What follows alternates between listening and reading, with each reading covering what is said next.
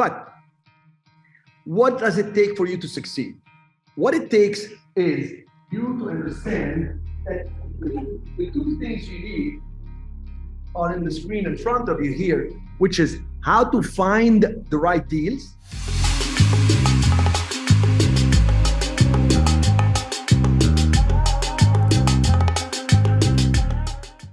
which basically is something either below comparable sales, which quite often happens when you have residential. So everything is selling at 600,000, you find something at 500, somebody's in a hurry, that's a good deal.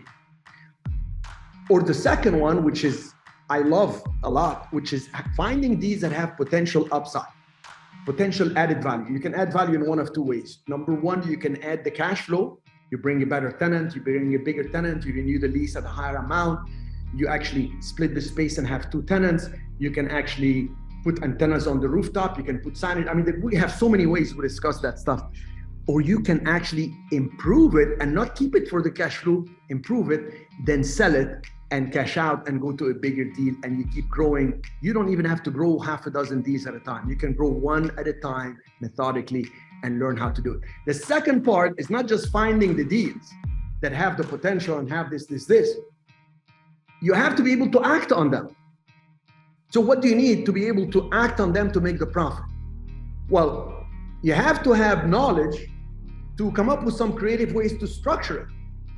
Do I buy this? Would I do a lease with an option to buy? Do I do a subject to? Do I do this? And I'll show you what works and what doesn't work. There's so much out there of people hyping stuff that is not applicable, and I will show you exactly why it's not applicable, and what they're promoting out there is BS. And I'll show you what works as evidenced by what I do. Now, the other thing is you have to have capital.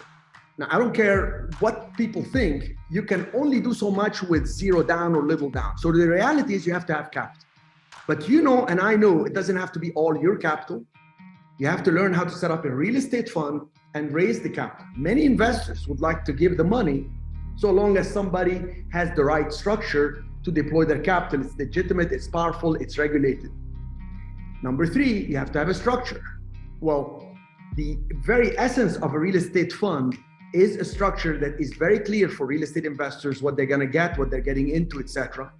You have to now be able to get credit. You have to be able to get loans. Guess what? When you raise capital, it's easier for you to put an extra 20% down, 25% down, put some reserves with the bank. You're able to get the credit. Real estate fund is the answer.